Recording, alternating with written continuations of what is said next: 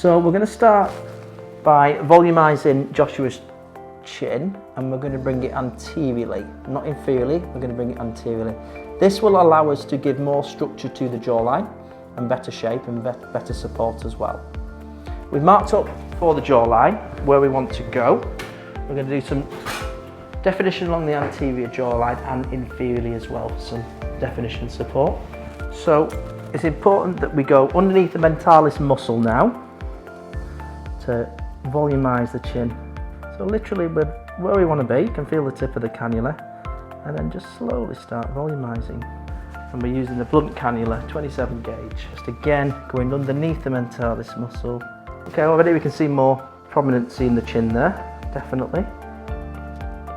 And I always just have a little press across just to check for any obvious bumps, just make sure I'm happy with the position, which I am. So then what we're doing, slowly extending along the jawline. You don't want to be too deep, but we don't want to be too superficial, kind of mid-dermis I would say is a rule of thumb. Making sure it's anterior and not underneath the jaw is really important as well for the definition. And again, you can see almost where the tail of the cannula is there anyway, and that's perfect. Slowly injecting as I'm moving the cannula along. And now we're going to just do a small bolus here on the gonal angle, just to add a bit of support and sharpness to the angle of the jaw basically. Now I'm going to come up the inferior kind of board of the jaw here and just add some support and definition into here as well. This can be a little bit more fiddly tricky sometimes just because of the angle that you're coming at with the cannula.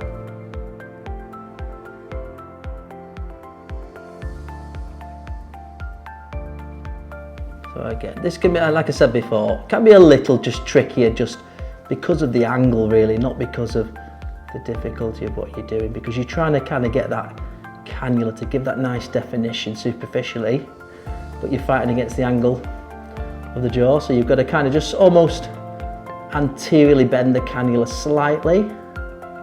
I prefer going from this area up rather than down across the ear anyway, because I think it's just a bit better for accuracy. And you're kind of almost pressing, like sandwiching it between the fingers a little bit really, just to make sure that that definition is above the jawline.